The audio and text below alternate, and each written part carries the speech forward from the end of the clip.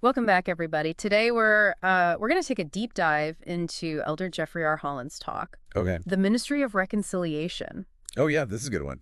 It's a really powerful story about a family, and they're kind of grappling with hurt feelings and feeling disconnected from the church. Yeah. Ultimately, they discover the power of forgiveness. We're going to unpack a 15-year rift, a dramatic Thanksgiving intervention, Wow. and a simple question that just changes everything. I'm excited. So Yes. get ready. This is a thought-provoking one. Yeah, what really gets me about this story is like how it shows that conflict can have this ripple effect. Right. Like just one disagreement can impact a family for years. It's really amazing how just like one choice can have these huge, long-lasting consequences. Yeah. And so the story centers around Morrell Bowen, who is a really dedicated family man, Okay. and he's facing some financial struggles, and things get even worse when he and his bishop disagree over tithing Oh, wow. during a Temple Recommend interview. And this is where it gets really interesting. Yeah, The talk doesn't focus on who was right or wrong, you know? right, In that discussion, it dives right into the aftermath. right. Neither Morrell nor the bishop, address the conflict quickly, and they missed that chance for reconciliation that the scriptures talk about. Yeah. Agree with thine adversary quickly, Right. let not the sun go down upon your wrath. Mm-hmm. And so sadly, all this unresolved tension leads Morrell to leave the church for 15 years. 15 years, that's a long time. It is. And you think about the impact on his family. Yeah. Like, imagine being his son, Brad, and watching this unfold for 15 years. Right. Seeing the pain and the division within your own family. It's a lot to process. Yeah. Especially at a young age. Especially at a young age. Brad was only 11 when this all happened. Wow. But you can tell that it really affected him deeply. Yeah. Even as a young man, he recognized the need for intervention. Yeah. It makes you think about how we all have that potential, even as young people, Mm. to be peacemakers. To be peacemakers. Yeah. Recognizing that need is huge. Totally. And Brad actually took it a step further. Okay. Picture this Thanksgiving, 1977, Brad, his wife Valerie, and their baby. Oh, wow. They brave a snowstorm to visit Morrell in Montana. Wow. They're on a mission to bring their family back together. That's commitment. That's commitment, right? Yeah. And what I think is so powerful is they didn't just show up. Right. They took action. Brad and his sister Pam, they sat down with their father and had heart-to-heart. That's incredible. They expressed their love, but they also explained how his decision had impacted the family. Their approach is so insightful. Yeah. Like, instead of just saying, come back to church, Right. they acknowledged their father's pain, Yeah. but they also explained the ripple effect of his choice. Right.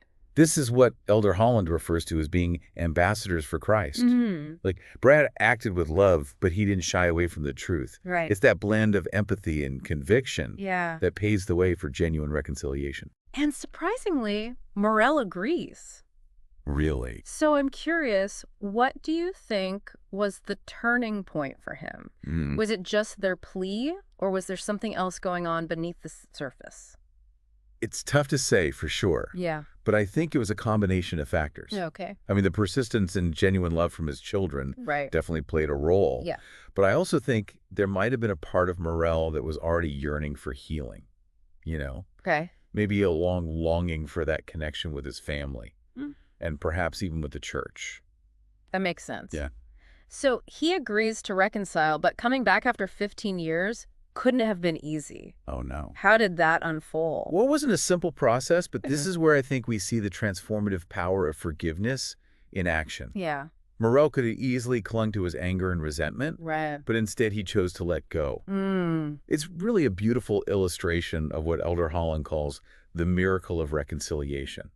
That phrase is so powerful. It is. It really captures the essence of this whole story. Right. It's amazing to see how things changed for Morrell and his family after that decision. Yeah, the shift is remarkable. Hmm. Within weeks, he was back at church, reconciling with his bishop. Wow.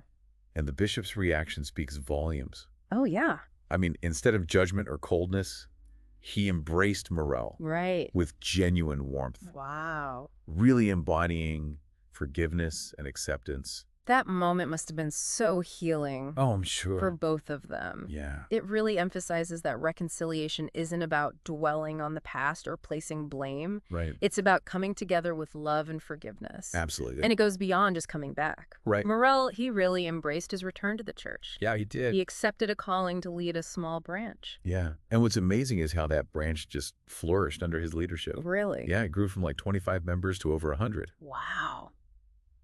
Morrell's commitment to the ministry of reconciliation didn't stop with his family. It extended to the entire congregation. Yeah. It's a testament to the power of forgiveness, not just to heal personal wounds, but to really revitalize whole communities. It reminds us that our actions have these far-reaching consequences. Yeah. Like this one act of forgiveness created these ripples of positive change that extended way beyond just Morrell's immediate family. Exactly. And Elder Holland emphasizes that Yeah. the blessings from that act of reconciliation continue to impact the Bowen family, even today, Wow. decades later. It's a powerful reminder that our choices to forgive and to reconcile have a lasting impact. They do. It makes those scriptural teachings about forgiveness come alive. Right. Verses like, forgive and ye shall be forgiven. Right. I, the Lord, will forgive whom I will forgive, but of you it is required to forgive all men.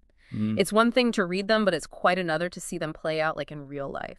It is. And the story isn't just heartwarming. Right. It really illustrates these crucial teachings about forgiveness. Yeah. The source material even dives even deeper. Okay. It challenges us to really consider the why behind forgiveness. So why behind forgiveness? Yeah, it goes beyond just letting someone off the hook. Right. It's about freeing ourselves from the burden of anger and resentment.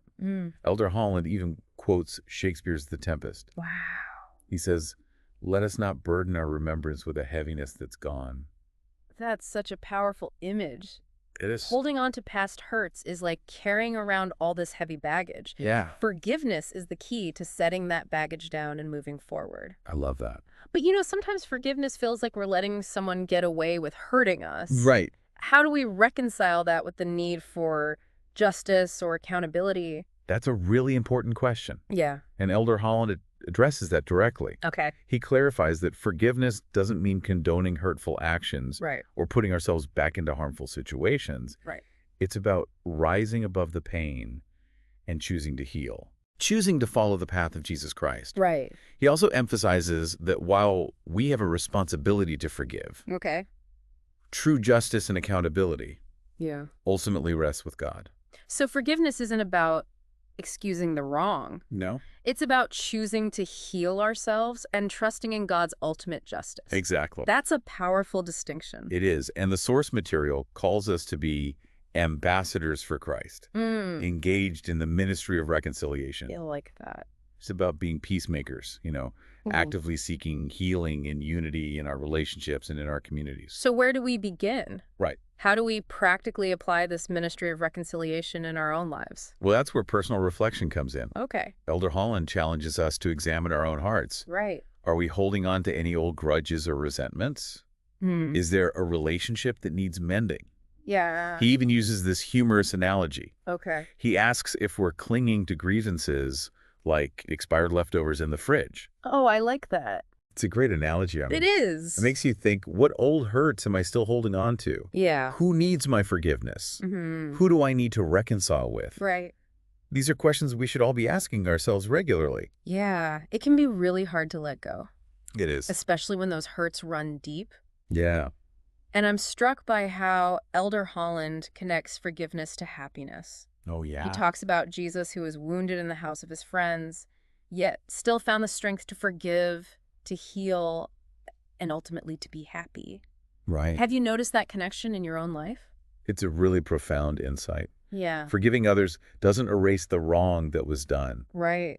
but it does allow us to move past the pain Yeah. and to find peace. Holding on to anger and bitterness only keeps us trapped in the past. Right. It prevents us from experiencing true joy. Yeah. It's like we're choosing to carry all that weight with us instead of setting it down and moving forward. So forgiveness isn't just a one-time event. Right. It's an ongoing process. Totally. A conscious decision to let go of resentment and choose healing. Exactly. And it's not always easy. Right. I mean, some wounds run very deep. Yeah. And forgiveness can be a long and difficult journey. It can be. It might even require us to dig deep confront our pain, and maybe even seek professional help or guidance. Right. But it is a journey worth taking. Yeah. Because the rewards are immeasurable. I think that's such an important point. Yeah. Forgiveness isn't about ignoring the pain or pretending it didn't happen. Yeah. It's about acknowledging the hurt, Right. processing it in a healthy way, and ultimately choosing to let go of that bitterness. Well said. Yeah. It's about releasing that hold that resentment has on us. Yeah. And freeing ourselves up to experience the peace and joy that come with healing. So as we wrap up this deep dive into the ministry of reconciliation, what would you say is like the biggest takeaway for our listeners?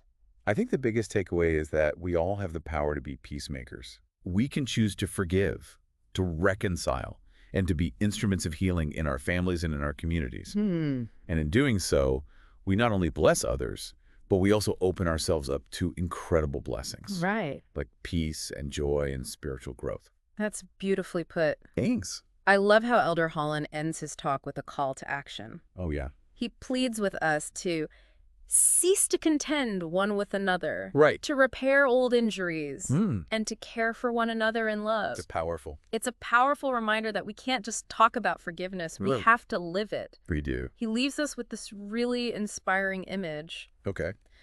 Let us be peacemakers, to love peace, to seek peace, to create peace, to cherish peace. I love that. It's a call to build a world where forgiveness and reconciliation are the norm, Yeah. not the exception. That's what we need. So as you go about your day, consider this question from Elder Holland's message. How might practicing forgiveness and actively seeking reconciliation not only heal past wounds, but also lead to unexpected blessings and growth, both personally and within your community? It's a good question. It is. It's something to ponder, something to act on. Yeah. And who knows what amazing things might happen when you do. I'm excited to find out. Me too. Thanks for joining us on this deep dive. Absolutely. Until next time, keep seeking, keep learning, keep growing.